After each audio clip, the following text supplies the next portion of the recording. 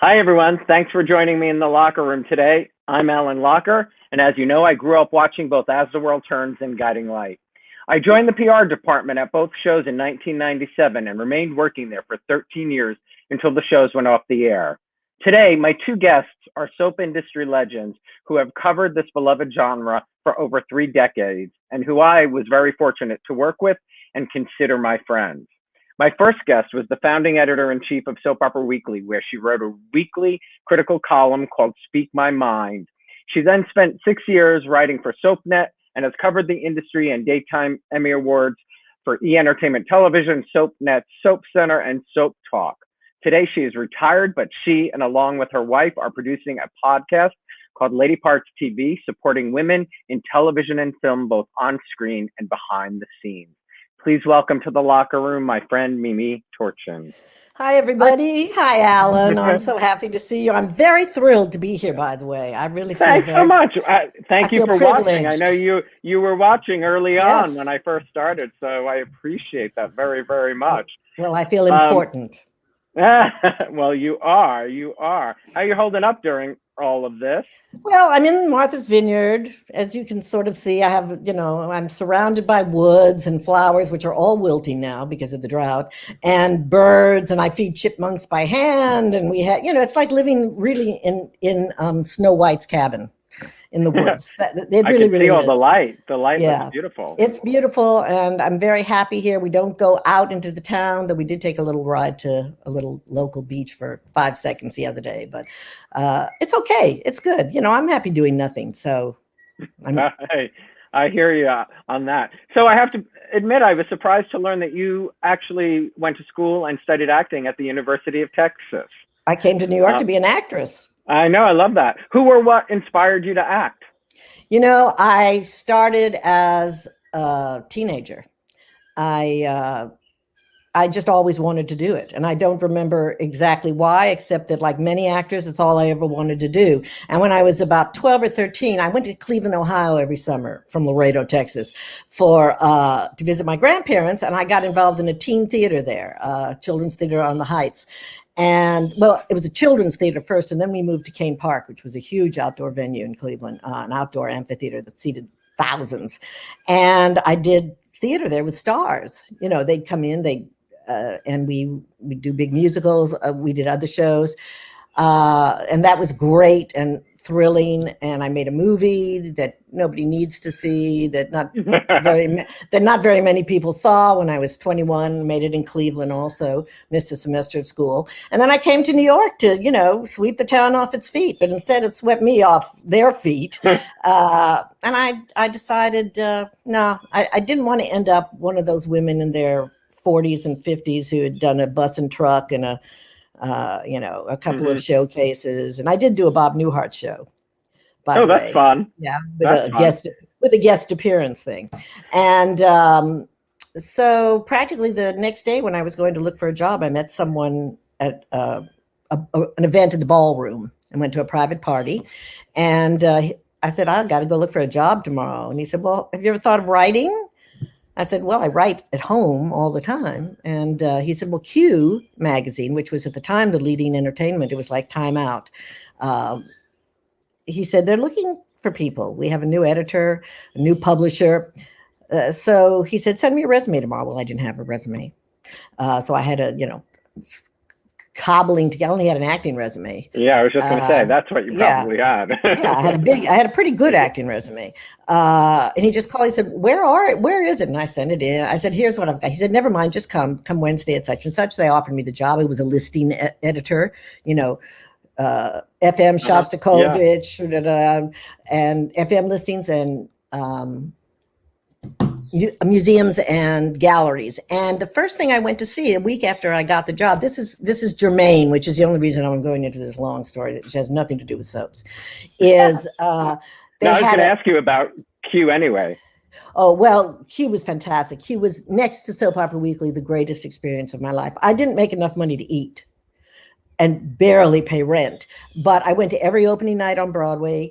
Every second night, I went to every nightclub. We'd go to the Rainbow Room and see stars. And I ate at a million opening night parties and cocktail. I went to the opening of the Guggenheim and the Temple of Dender. I did everything there was to do in the city culturally and made about $200 a week.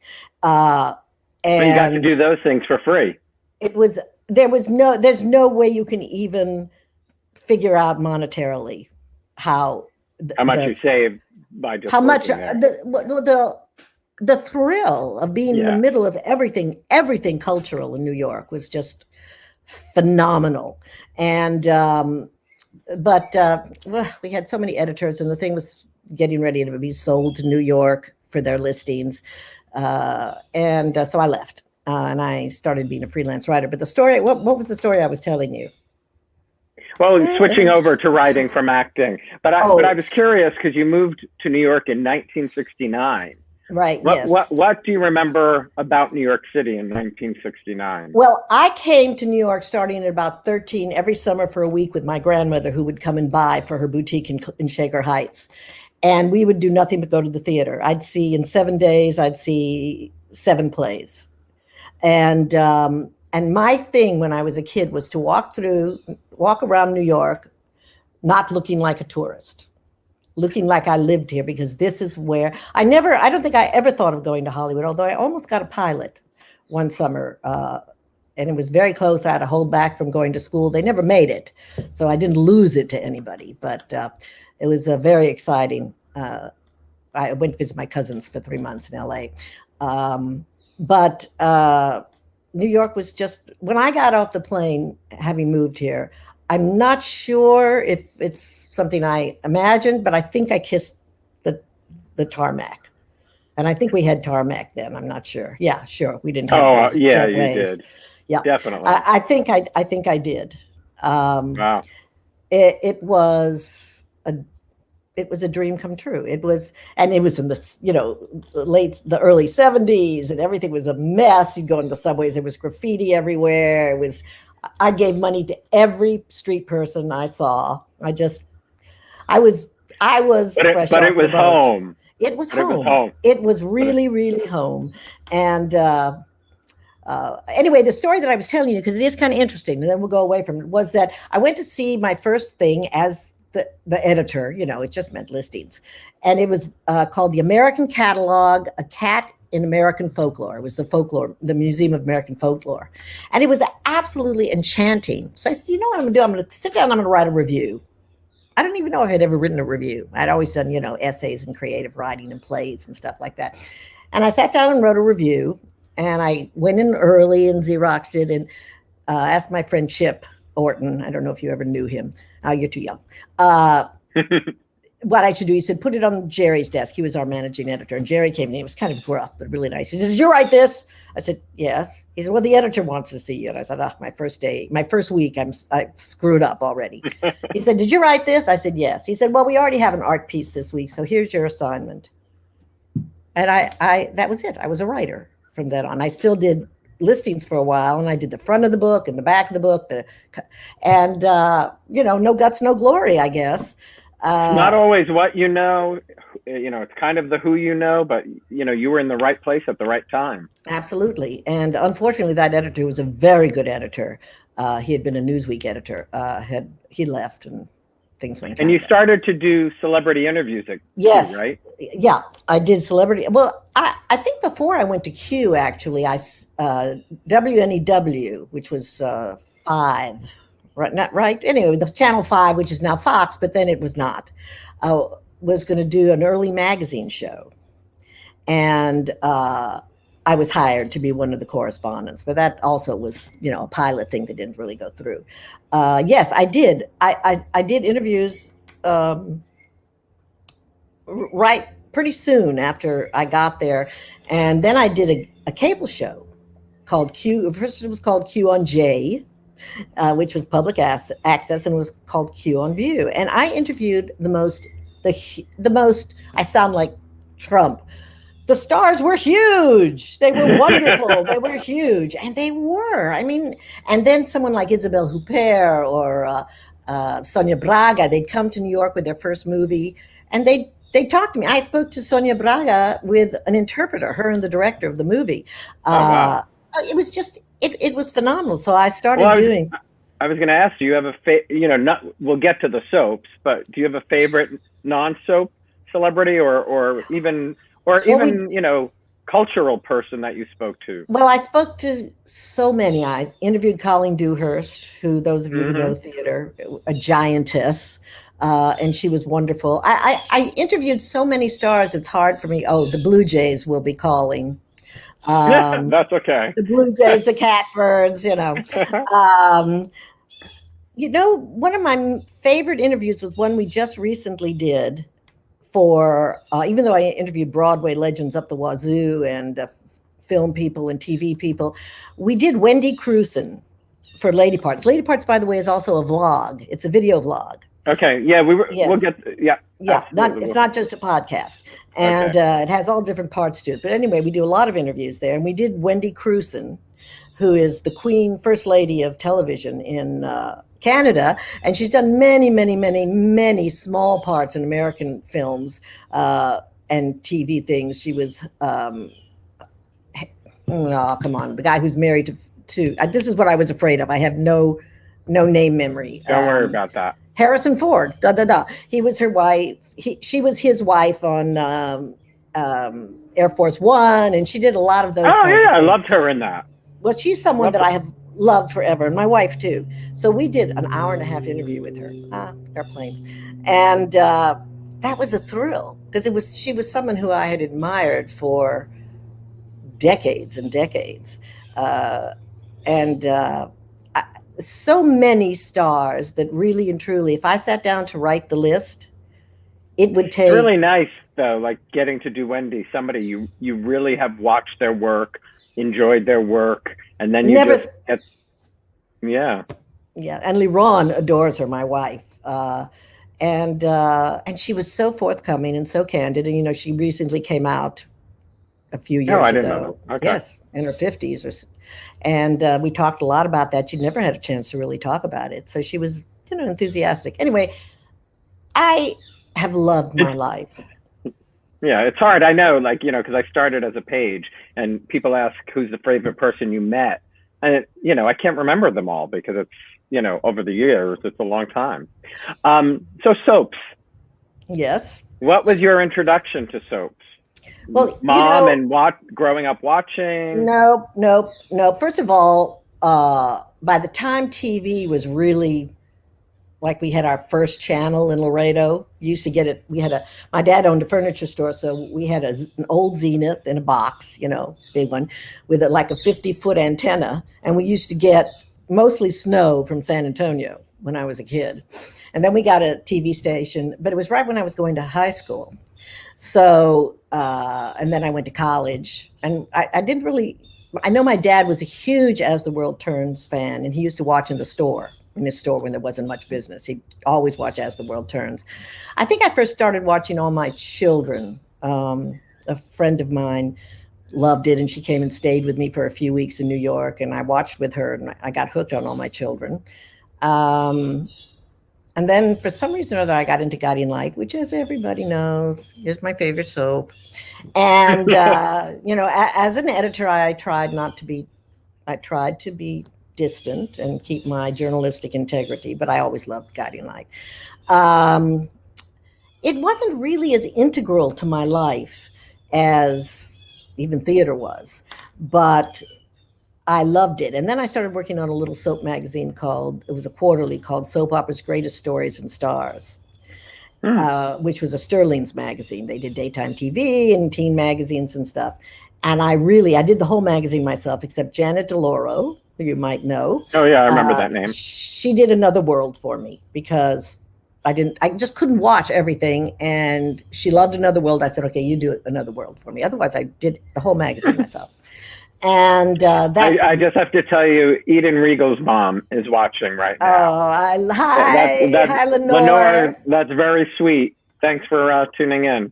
I love Lenore. She's always been such a great friend and supporter. I want to get Eden on this. So I've been Oh, trying. So that yeah. would be fantastic. Well, everybody knows Lena and Bianca were like my favorite couple. When I went back to after I'd been fired from Soap Opera Weekly, after about 3 years, Carolyn Hinsey called me here on the Vineyard and asked if I would consider doing my column, Speaking My Mind. I think we ended up calling it Still Speaking My Mind, for the magazine. And my first instinct was, no, goodbye. But my second instinct was, why not? I'll make some money. It'll be fun. I'll be back in the world, in the soap world. I was doing other things, I did a lot of other things after I left television and things. And I had one or two things that I had to be, and one of them is that they never told me what to do. They could, correct my grammar or spelling if it was necessary, very seldom necessary. But they couldn't have any input on what I wrote about. And they agreed, she and Lynn. And though I did, at one point, I think after about 6 columns on Lena and Bianca, Carolyn did say once, don't you think we've covered Lena and Bianca for now? And even I had to admit, yes, I think we have covered Lena and Bianca for now. So I was a huge fan of that couple. And of course, Eden was wonderful ever since she was a child. That's so funny. So talk about how Soap Opera Weekly and the job there came about for you. And I just want to say, you mentioned GL, being your favorite. I love that one of the fans, Bridget, wrote, "I love GL because of you, Mimi." I mean, it's so interesting, the influence you did have in the media to, direct fans to my shows. Well, your shows were great shows, Alan. You had As the World Turns, Guiding Light.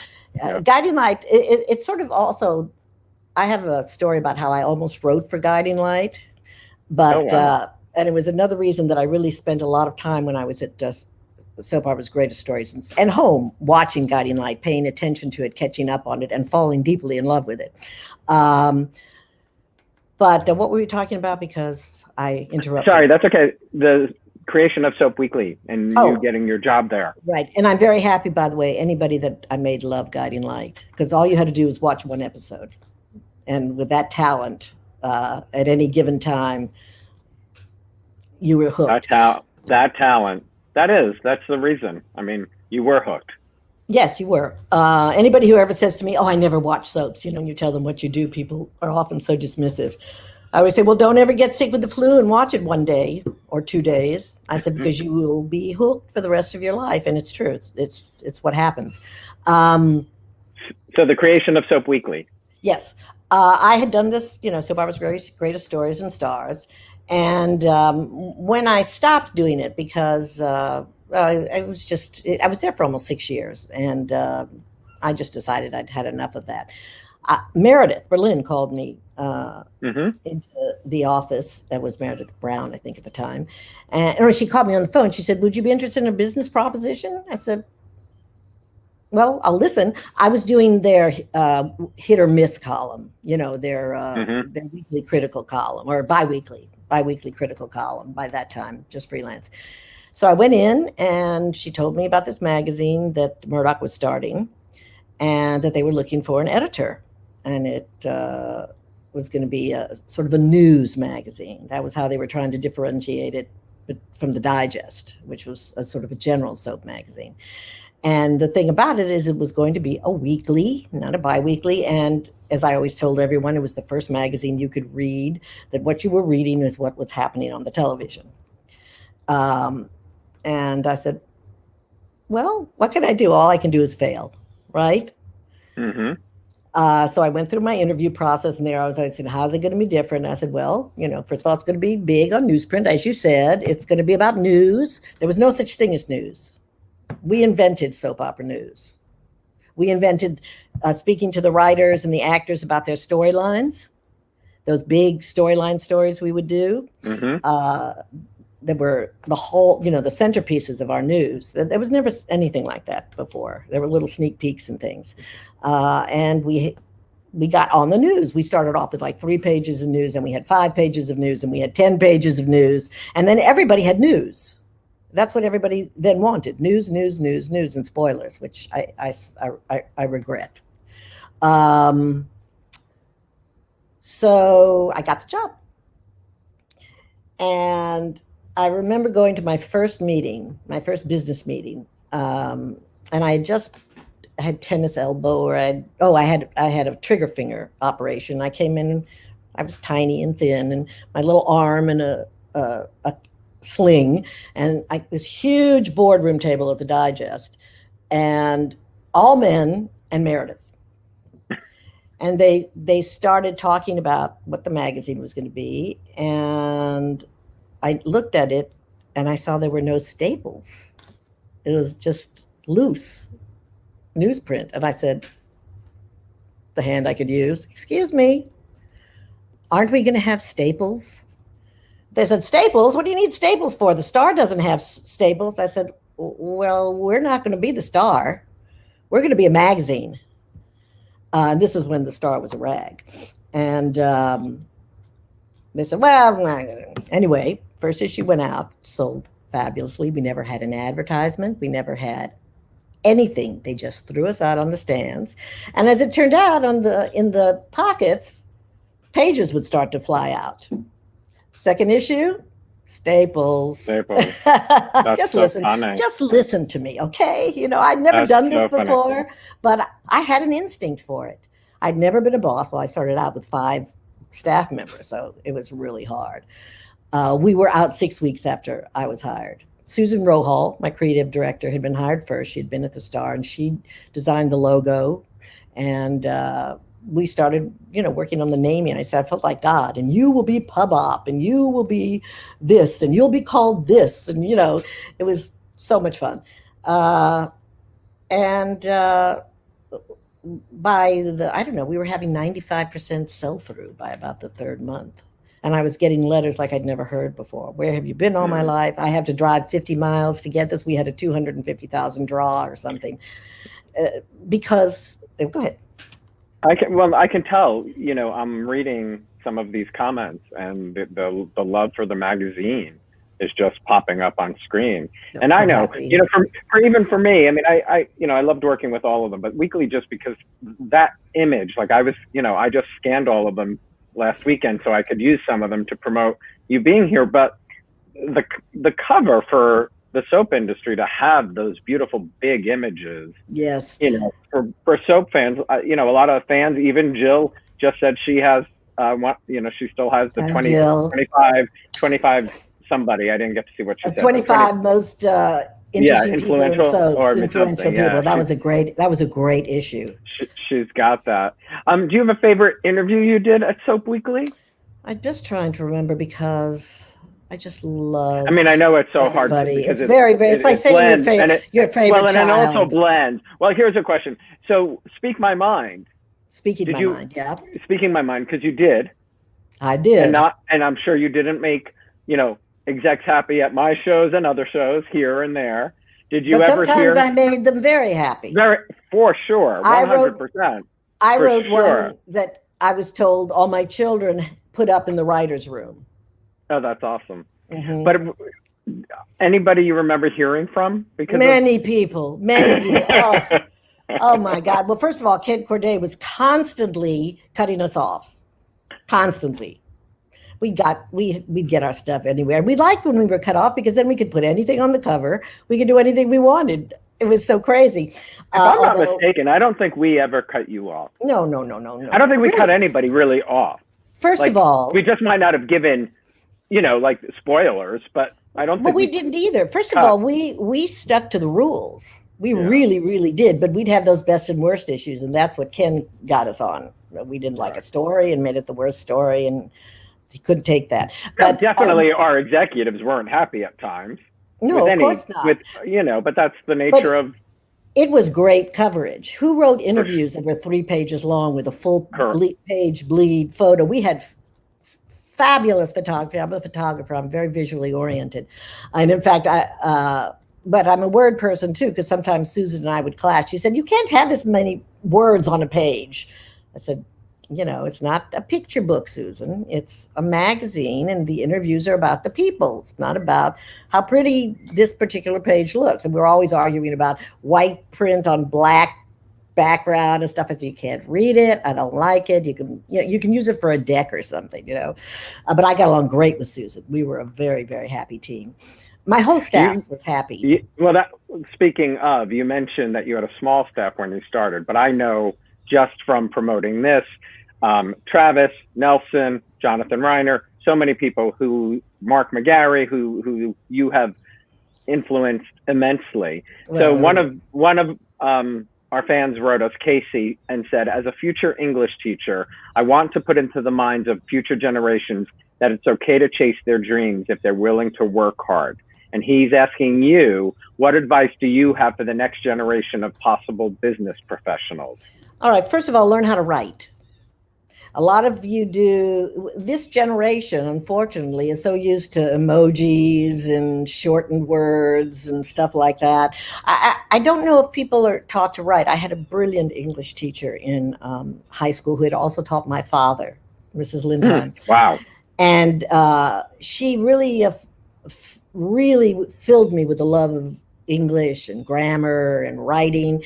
And I used to write for myself. I'd write plays, I'd write essays, I'd write things that were on my mind. Learn how to write. There's not a job in the world, except maybe a tech job, where knowing how to write won't help you.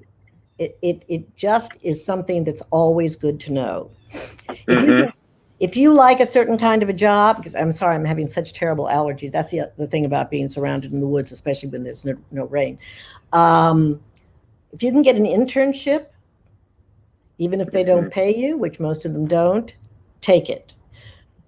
Completely agree. Almost my entire junior staff had been my interns.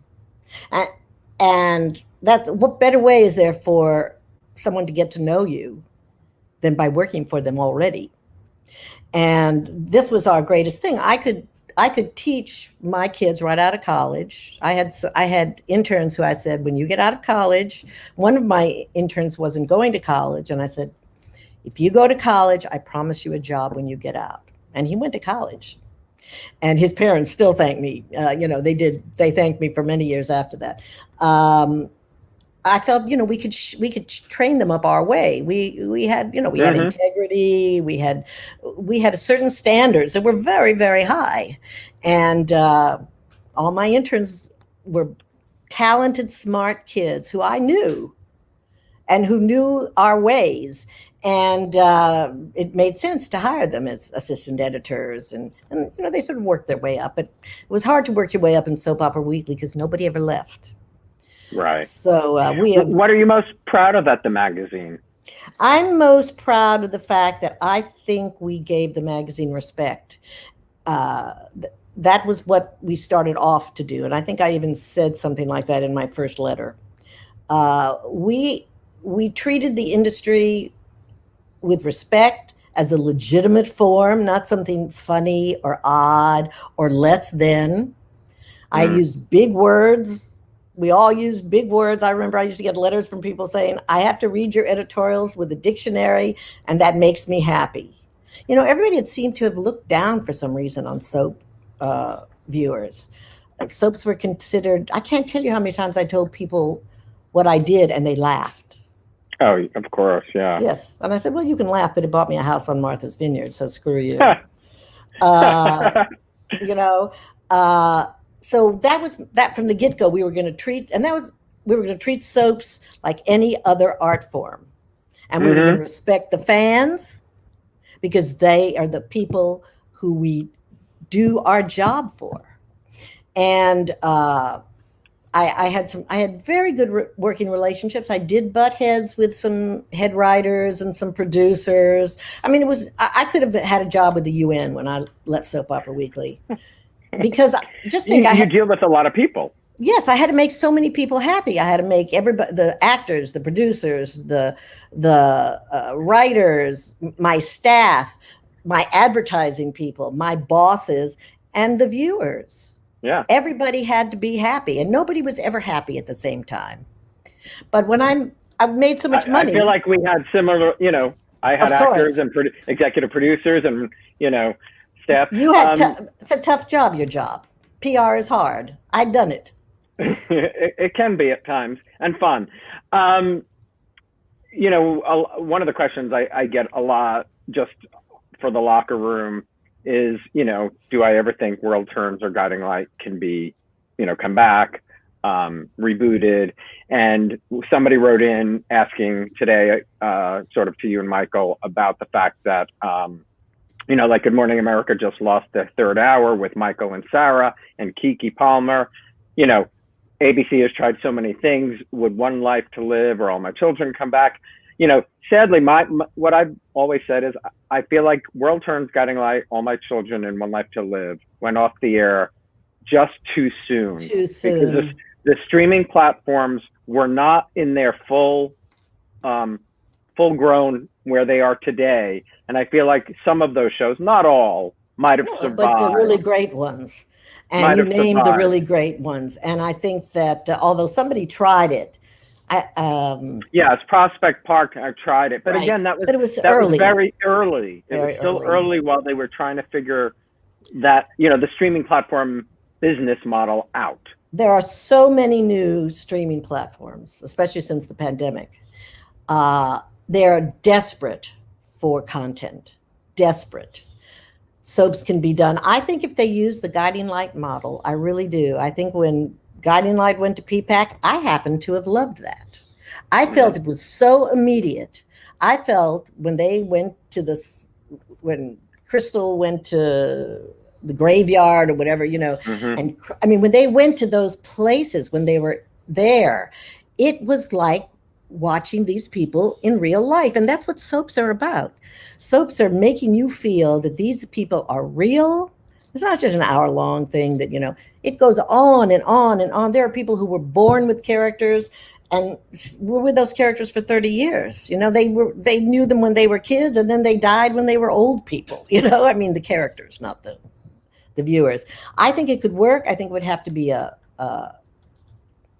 cheaper productions, but there are a lot of those great stars that would come right back, that are still available, that are still kicking ass, and a lot of new young people who would be delighted to work. And I think it would be very, very smart of one of these, especially new streaming platforms, to pick up a few of the old soaps. I mean, just from the response to the locker room, like the fans miss these families. They miss they miss these characters so damn much. You're doing a service. Yes. As you and I miss our Springfield family, Yes. And I miss the actors. I miss the stories.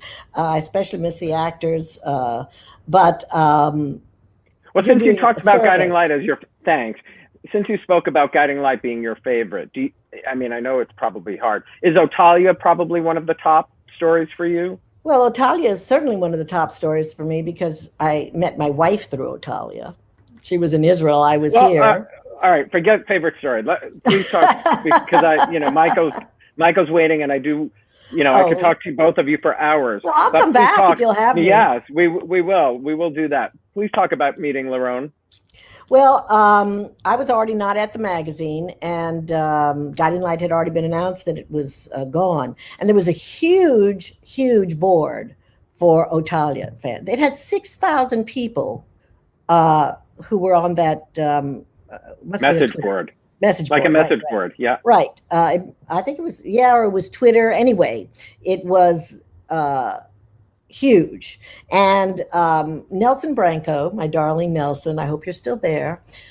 He decided to let me, he had a column. He had an online column, and soap column, and he decided to let me write the Guiding Light portion for the last 3 months of the show, I guess, or the last, which I'm ever so grateful. Thank you for being a matchmaker, Nelson. And so he said, bring back memes. No, thank you, darling. I only came on social media because I finished my photo website finally, and everyone said you have to go on Facebook, you have to go on Twitter, you have to do it. So reluctantly, that's what I did. That's why I was online. I would never have been online otherwise. I was a lagger behind in technology.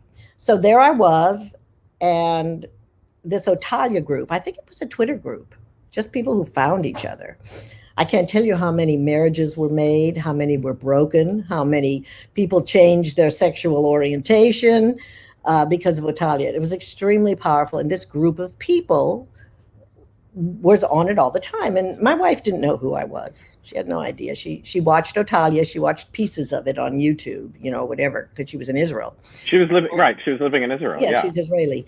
And right after I came online, I wrote something about Otalia, of course. I always wrote something about Otalia. Because first of all, it was fantastic. If only the network had let them have a real relationship. They couldn't even touch as much as casual friends touch. Hey, you don't have to tell me. Yeah. Luke and Noah the same thing, but they were still a very popular couple. Of course, it was basically the first of their kind. And the girl and Jessica and Crystal were so brilliant. And Jill wrote such gorgeous stories for them, such beautiful dialogue. And they managed between themselves to impart the love for each other. But anyway, Crystal wrote in response to something I did, something like, "Oh, how much do we love Mimi Torchin? You should all follow her." And the next day I had 2,000 followers or something. I'd already had quite a few, considering that, I'd only been on a little while, but it was, boom, just blew up. And Liron was one of them. And since there was a 7 hours later there, one day she tweeted to me and said something about, "Well, I'm going to go have a snack now. I'm going to have some broccoli." And I think I was on whatever it was an odd time for someone to be having a snack of broccoli. And I said, "Oh, you sound interesting. I think I'll follow you." Well, then I'd wake up the next morning and I'd see all these things that Liron had tweeted. And I thought all my followers could see everything that people tweeted to me. And I thought, oh, that's too many things to make people go through. So I'd unfollow her. And then I'd miss her, and then I'd follow her again. And this went on for a couple of weeks. And finally I said, "Oh, you know what? Here's my email address," which I sent her but I did send her my B email address at first. We can't be too careful. And absolutely. Yeah. I mean, that's a good point to make online. Exactly.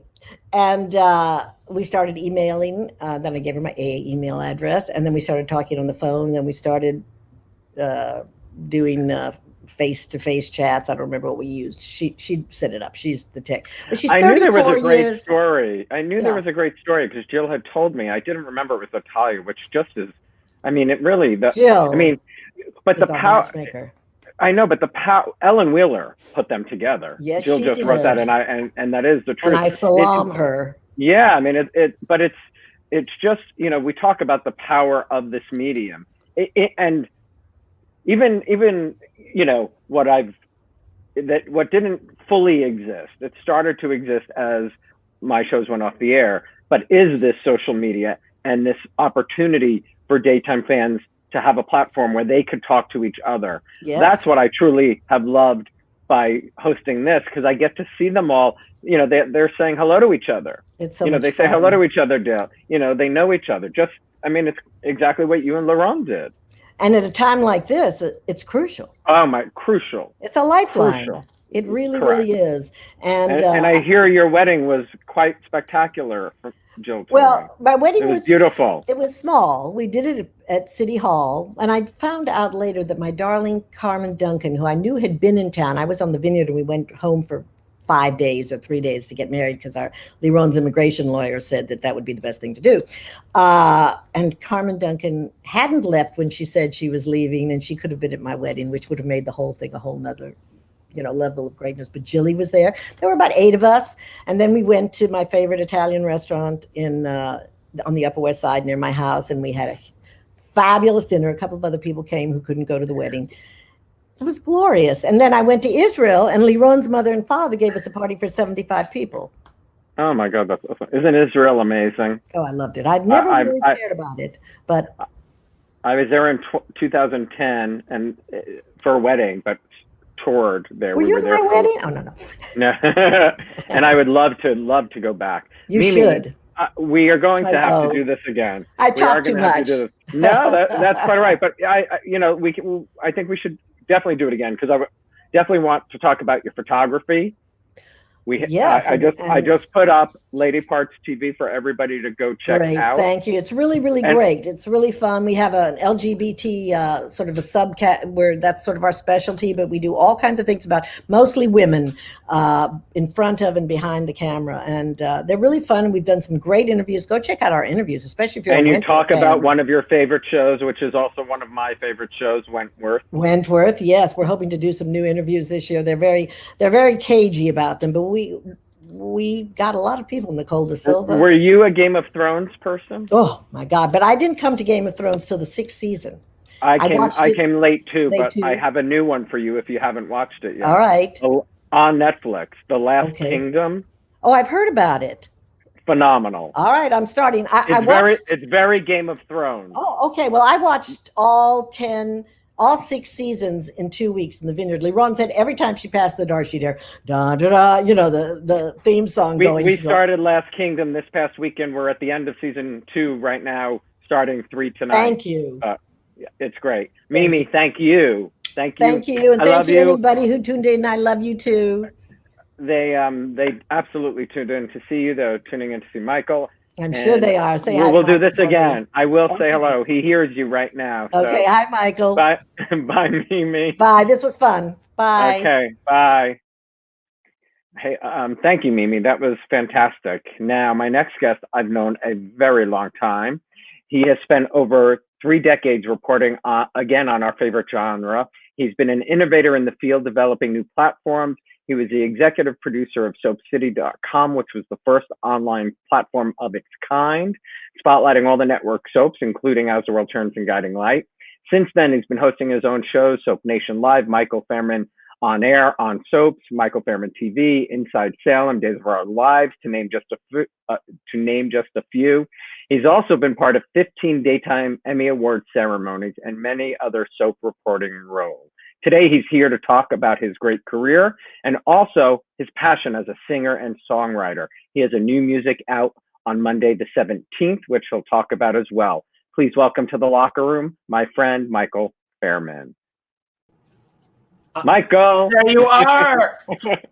I'm wearing earbuds for you. It's good. It's good. Mimi it just helps. Sometimes there's audio issues and all that fun stuff. But you can hear me okay.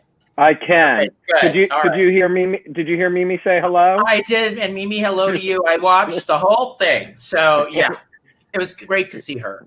I haven't talked to her in such a long time. So, Me either. It's social media like we do with everybody, right? And then I'm like kind of face to face with here. Like yeah, I haven't seen you face to face in possibly since the Daytime Emmys, when we came out for the Guiding Light tribute. The Guiding Light tribute, when they did the bow, and there was the bow at the end. Yep. I put the tribute together. You put the beautiful package together. And I remember talking to you saying, well, it was a 3-minute package, and then it got down. They kept cutting it down, and then having the cast get up and do that bow, which you know about. So yeah, we had a lot of people there. It was really great. It was great. It was great. One of the highlights of my career, because I love the fact that, because I love Guiding Light. So it was just so amazing to get to do that final tribute at the Emmys and put that together. And then you're trying to how do I put all this in that many years into a package? 92 years. 90 seconds. Like you have 90 seconds until 72 years. And I'm like, so, and then you don't want to leave anybody out, because then you'll hear about it later, which has happened many times. Oh, I'm sure. On Emmy broadcasts. Yeah. I know Guiding Light was your favorite. Do you have a favorite package that you have also, you've done so many. I mean, just like Mimi, it's hard to really name. It is so hard, because I will say, I do have one. The one from the Emmys that I'm most proud of was actually the Agnes Nixon tribute that I did. Because what I actually did with that is, it was the interviews that were conducted were so emotional with Cameron Matheson and Torsten Kay and Erica Slezak and Bob. Everybody was in this package. Eden Regal, All these people I did interviews with them and then looped this into this package to tell the life of Agnes Nixon, her story. And of course, it was like 90 seconds on the show. So then I built my own 20-minute package because nice. And I put that up it's up on my YouTube channel, the Michael Fairman channel. But that was really emotional. And I was really, really proud of it because you got to hear everybody's emotional stories in connection to Agnes and what it meant to them in their career. Susan Lucci was not part of the package because she was actually presenting on stage. So they didn't have her in the package, but everybody else that you would think was in it. So I would say that one. I made this easy link for YouTube so people can easily get there. Jill Laurie just said that you made her cry with that package. So Jill. With the Guiding Light package. So nice to hear from you. Oh my gosh. The Guiding Light package. Yeah. I mean, I think it was, didn't we have Rihanna? Who was singing the song? I'm thinking. Oh, I don't remember. I think it was a Rihanna song, looking back on it. One of the fans will tell us in a minute, I'm sure. I think it was Rihanna. Oh, that's pretty good. That's not bad.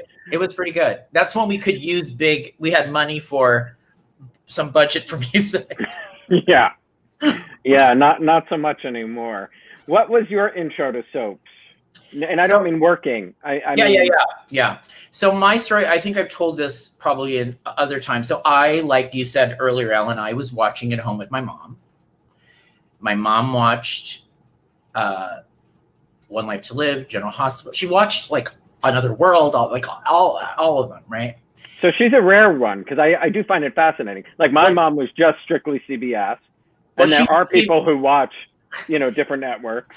She vacillated throughout her life, and I remember I had a really difficult time in school. Like I was bullied really, really bad as a young boy, and I couldn't go to school.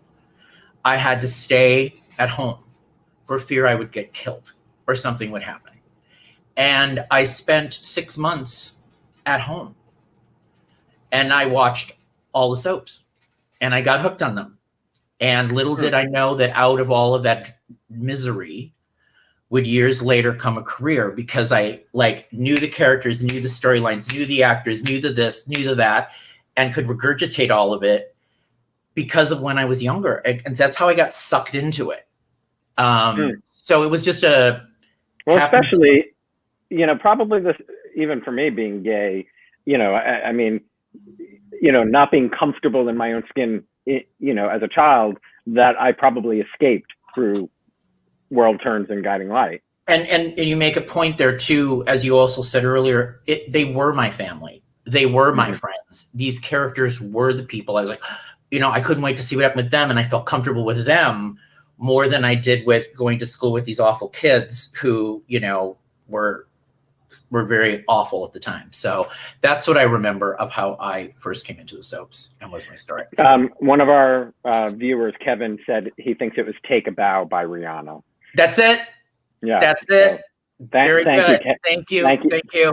With that. And by the way, that was the second choice because the first choice we had a Bon Jovi song, which was the longer version. I actually posted a 4.5-minute version now that I'm thinking about it. There was a great version with a Bon Jovi song that we had first, and then they switched it for the telecast and then we recut it to be Rihanna. Yeah, I remember it was supposed to be longer. That I remember. I remember calling you going. Yeah, I remember you having to call me to tell me that you had to cut it. You're like, how's it going? I'm like, there isn't anybody in. Yeah, and like you said, 72 years is hard to do. So, what was your first role in the soap industry? Okay, so what job? Yeah. The first job was with Dick Clark. Was actually working on the Daytime Emmys, and at that time there was also the Digest Awards and the Emmys. Yeah. So back in the early 90s, I had left New York and I was going back and forth between LA and New York, and I got into television production and was working with the writers who did, it was always, they brought me in because the people working didn't quite know who the stories are, who the actors are. They didn't know the genre. Even they produced the show. They knew nothing about it. But even back then, when the soaps were big, right, there was still not a knowledge of it. Like when you go into some of these mainstream production companies, and So my knowledge served me well there, and I became a segment producer early on those shows. And that was my first foray into the soaps. But earlier than that, when I was living in New York, I don't know if we knew each other then, but the night before the Daytime Emmys back in the late 80s, I was producing an event that was the night before, and it was a nightclub, Tattoo Nightclub in New York, and all the soap stars performed, and it was for a benefit for AIDS, and I did it 4 years in a row, and Michael Zaslow performed Lemmings by the Sea at the piano. I remember this so clearly. I did it for 4 or 5 years, and I put like daytime talk show people and soap performers, and it was a talent show to raise money for it was at Elizabeth Glaser AIDS Foundation. It was something. But I think it was called the benefit that I just did with Laura Wright and Sean and Ari. Daytime Cares. Wasn't it called that? I think so. I was not working in the industry. I was in college and attended one because I came with a camera crew for a project that I was doing for college on like my film production final project was a video called Just Say No to Drugs. And I asked some of the daytime actors to do interviews with me backstage at the event. Yes, because it was definitely a music. Yeah. It was an event for AIDS. Yeah. It was definitely a musical type. Yeah. People sang, people talked. Yeah. People did a fashion show. It became the industry event the night before the Emmys. So I produced that in the 80s. That was before the journalism and before the Dick Clark stuff. So that was kind of when I said live. I have no idea how I got in there. I mean, I probably just paid. I was like, who is this guy? I have no idea. That's a long time. That's so interesting. Yeah. So that was the very first stuff that I did. Wow. I mean, those things are great. I miss those. I wish those were so great. We had more shows. It was in New York. All that talent was in New York. Those shows were in New York. All of these, cast members of the shows are so talented musically that it's really sad that we don't get to see them do that so much. Yeah. I mean, Zimmer back then used to do a cabaret show all the time. She was phenomenal. And then later years, Sandra Santiago and Paul Anthony Stewart did things. Yeah. I mean, I remember we had like 60 some perform. Just by the third year, it was so big that I had to turn away people. They're like, well, so-and-so would like to perform this song. I'm like, I don't know where to put her. So, but it was because we had the West Coast people coming in the night before, so some of them were involved, and it was very heavy East Coast, which was great. Too bad you didn't have that on video because you could. I know. There's so much I wish I had. Yeah, because that's crazy. Yeah. And so then you went on to create Soap City, which I'm glad you reminded me because that was the first time World Turns and Guiding Light ever had their own website. We built the World Turns and Guiding Light website because it started as this small. When I went over to Sony Pictures, they brought me in and they're like, what do we do? We have Days of Our Lives and Young and the Restless, which were the properties that they owned. And it was in this gaming environment. And I'm like, what is it doing in a gaming environment? So they're like, can you tell us like what to do? So I created this world. So we did the logos and the theme and the thing. And I worked with the developers and some of the executives there to bring that to life. And once we got Y&R and Days Up, as you saw, we went to P&G, we got Guiding Light and World Turns and developed those. And we worked together on that. And then it expanded to all the soaps. And it really grew. The seed of an idea really grew. And I was so proud of it. I mean, we were really the first of its kind. We were the first online portal for soaps. We were doing interviews and news. And we were building individual soap sites for actors on the show. All of that hadn't been done before. And so we were in this new territory, and it was great, and then it started like 1 or 2 of us on the staff and grew to like 12. So I was executive producing and editorial director of that and doing the interviews and all of that, and then figuring out what the look and feel was going to be. And then that changed, they brought in different management, and then they started to do $1.99 downloads of clips from these shows. And at the time it didn't work, and it wasn't working. So I was gone after 4 years, and they changed it.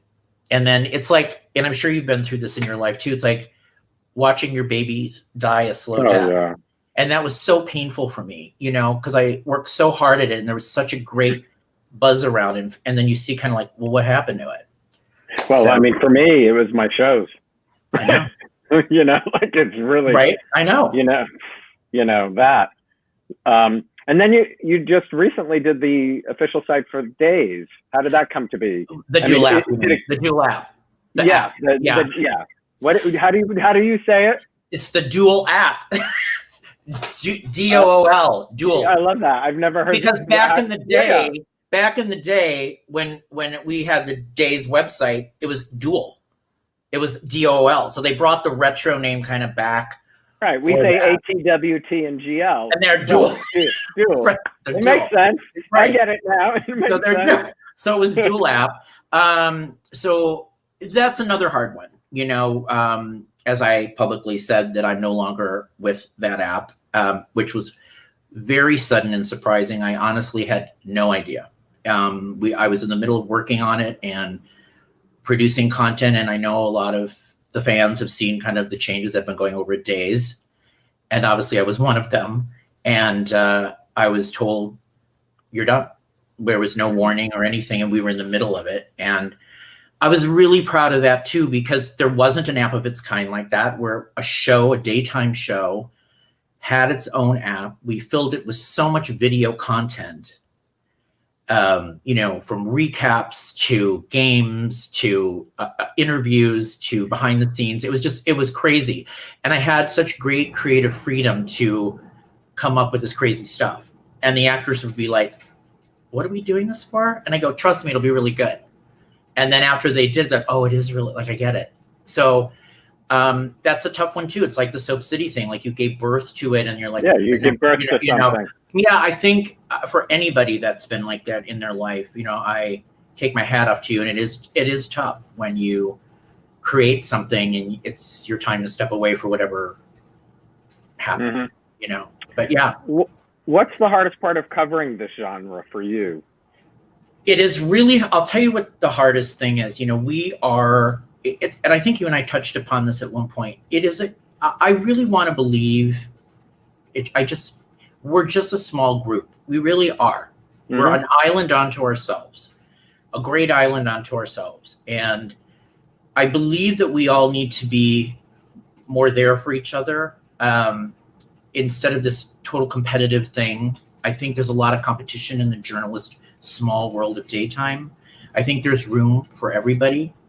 And I think it gets competitive when, like, I will hope I get that interview, but it goes to somebody else because their reach is assumed to be bigger, or they're going to break a story here and not there. You know, I've had a different experience because I haven't been owned by American media or a big conglomerate. I did my own thing, which comes with its ups and downs. You know, there's great freedom to it, and there's great. I can relate.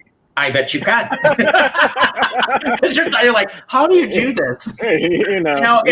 Totally. So I think there's. I mean, you set out to do it. I didn't set out to do it. Right. But here you are. But it's true. You know, what's just a shame is the shows especially should be using as many opportunities to promote these shows, because, you know, we've watched too many go the way of As the World Turns and Guiding Light, that, you know, getting any eyeballs, get to it, getting people talking about it, it's all good for their medium. Correct. And that's what I say too. And so I find at times that isn't the pervasive attitude, and it's kind of what, you know, because I think, like I said, when there are people who have been in this business, who worked really hard, who, you know, their work is good. And I'm not just talking about myself, I'm talking about people, you know, let them help you promote your show. Right. You know, that's kind of. Well, let's talk about your passion. Yes. It's my music. Yeah, and so it is a passion, but music. You started as a young kid. I started as a singer in Milwaukee, Yeah. where it was your passion.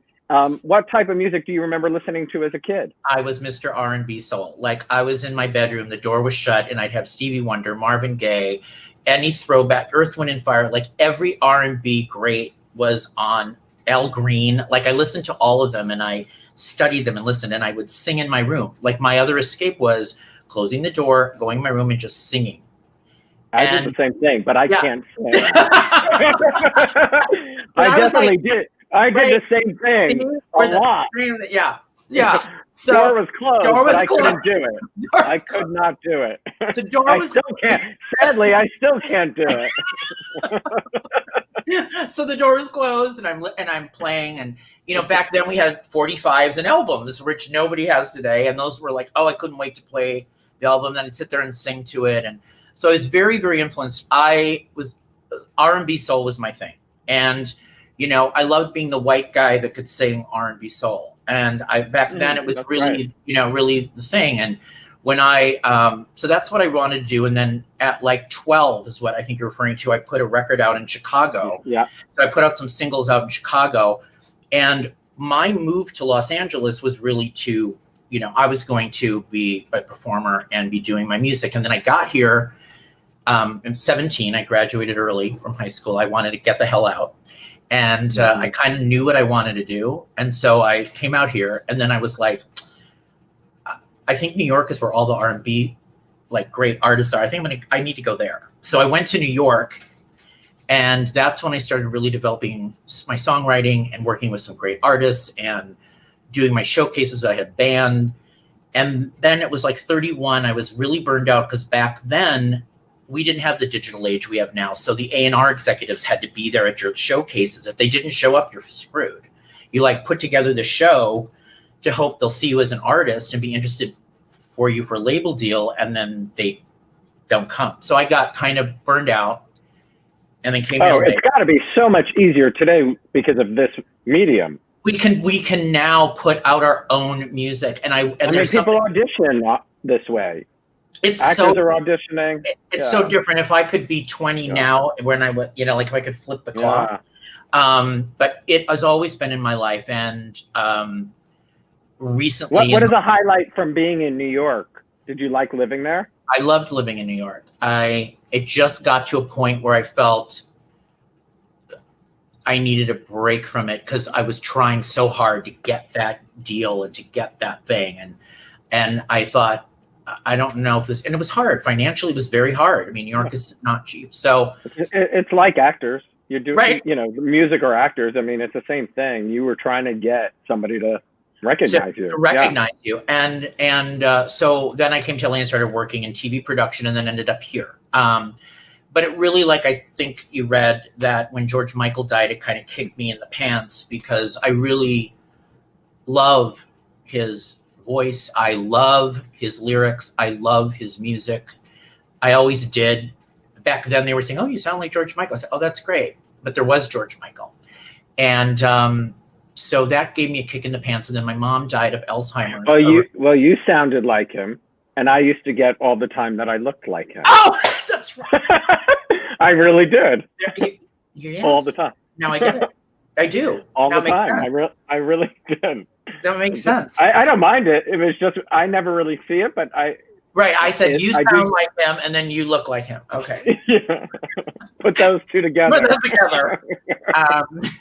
So that's. So your mom had Alzheimer's. Sorry, I hate that. Yeah, and and speaking of like General Hospital, like back to that, I do feel they've done a great job with that story because on the Alzheimer's story, there are moments of that story I've lived, and I do respect that they've told that story with great care. I did watch it with my mom, but my mom was such a backer of my singing.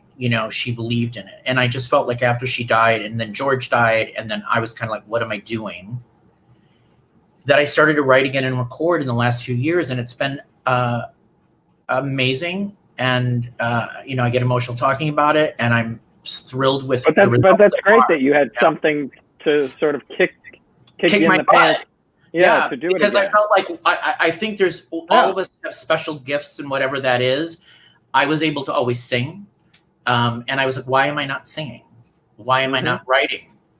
So I kind of needed to get back to that. And so Other Side was my latest single that came out in March. And so your fourth single, right? Fourth single, it comes out in March, literally when the pandemic hits.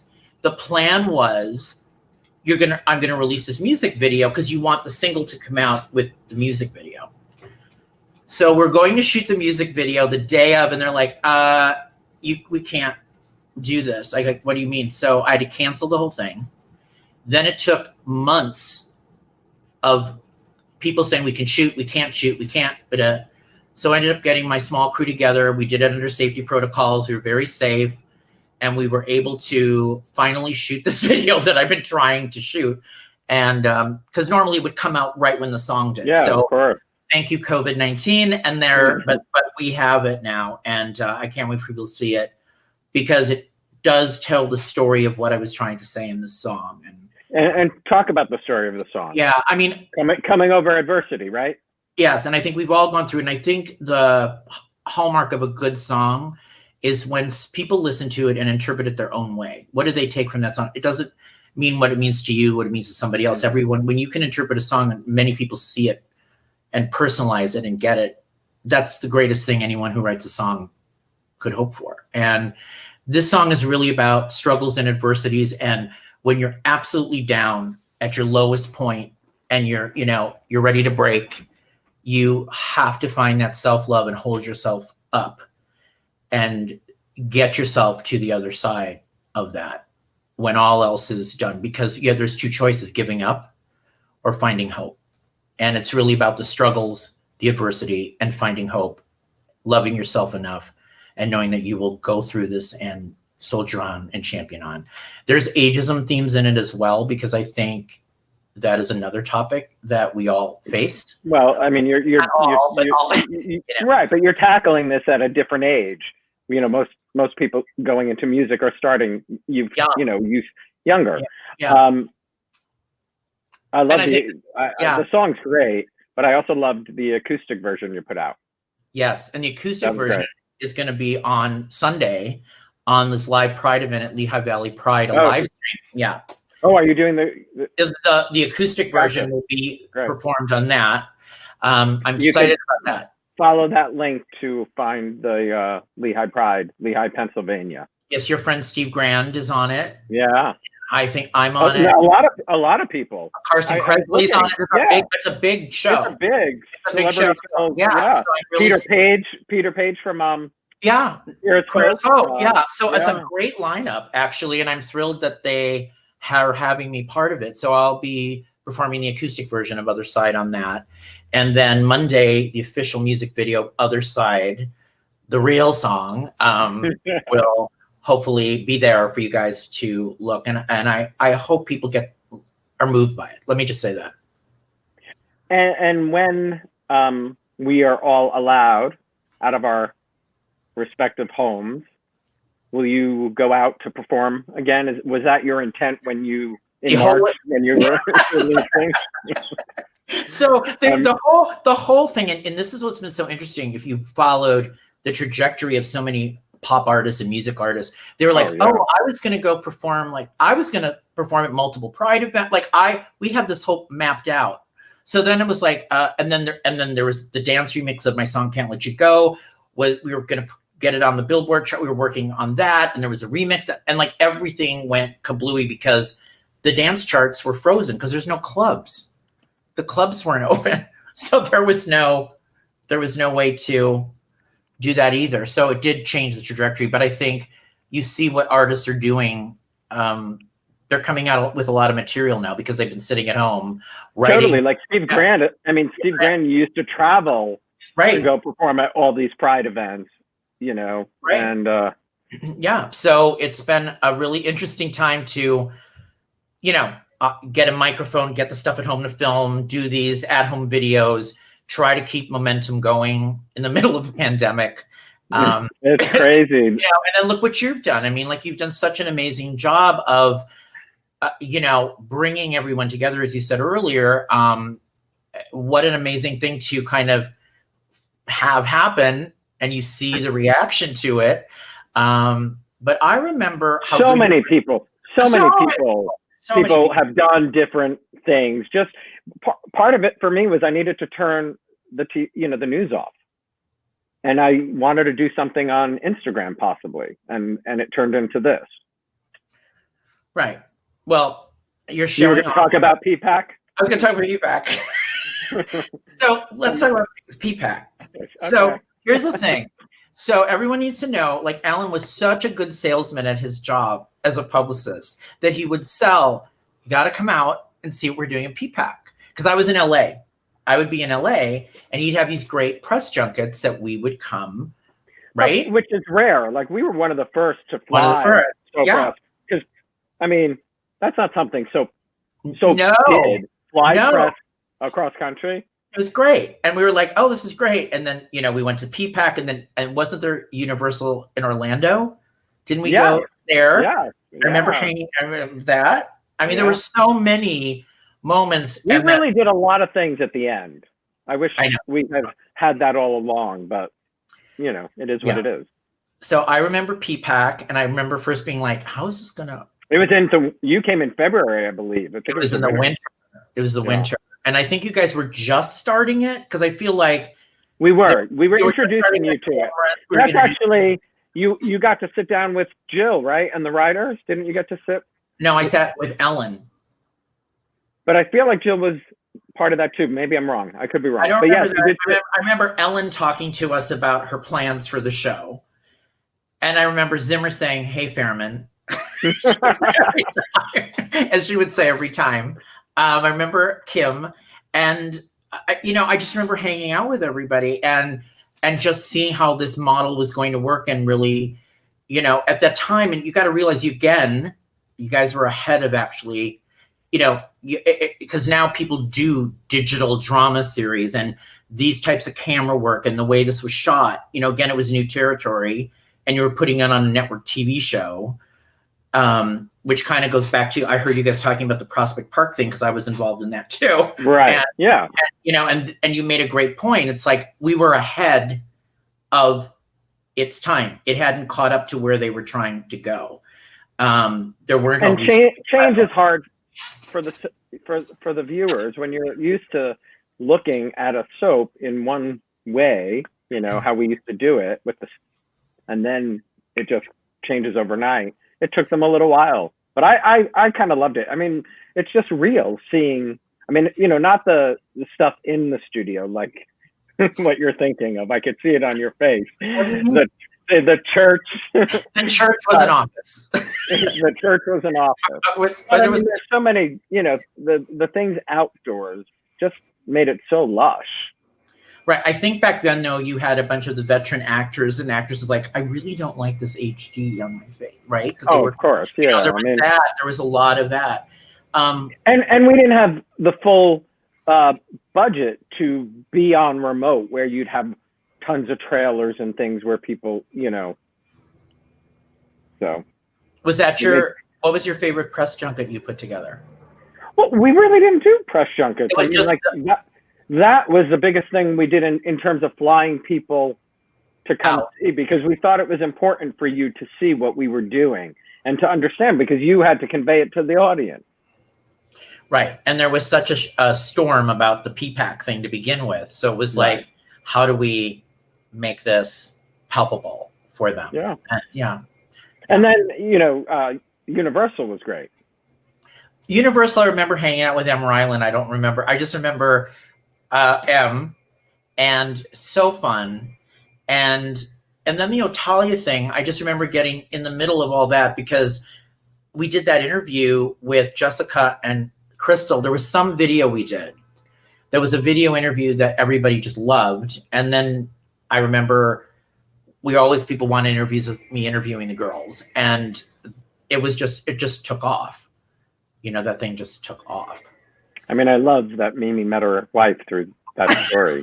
I know. It's amazing. I know. So one of our fans, who's also named Michael, asked, there have been so many memoirs and autobiographies, Zimmer, Lucci, Fulton, Hayes, McLean, Bill and Susan Seaforth, Agnes.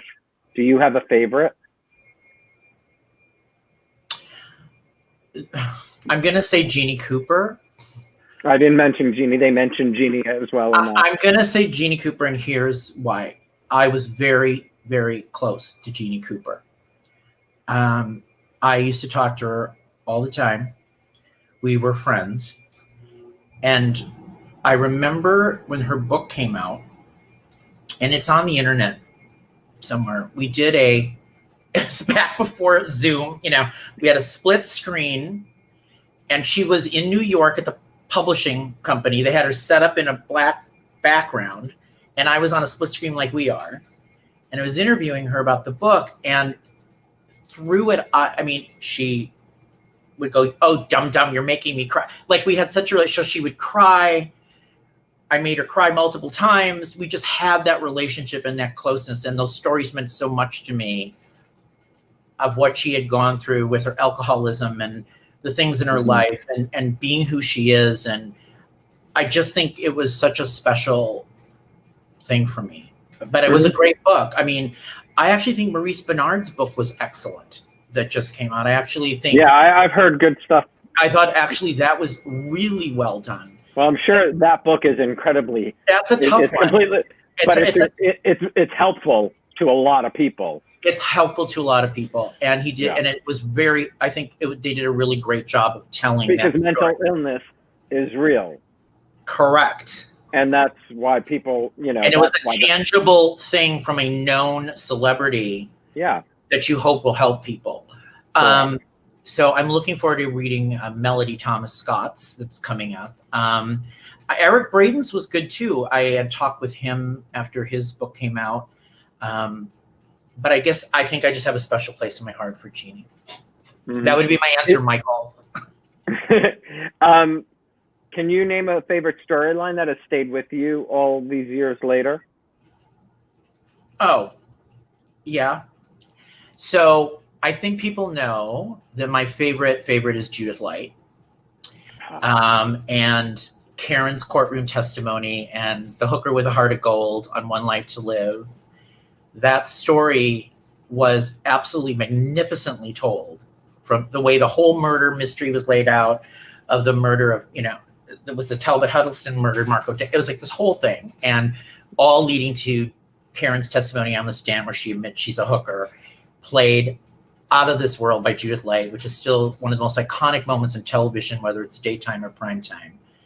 I wish I had watched, I'm sure I've seen it in clip reels. I know I have, but I am a huge Judith Light fan. So I would have loved to have watched her in daytime. It is amazing because you saw back then, who is this girl that is so raw and is just killing this material, killing it every single, and they used to tell, she would cry all the time, and they used to tell everything she does. Now. Everything.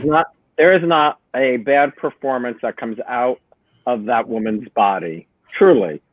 And I will say, we talk about moments.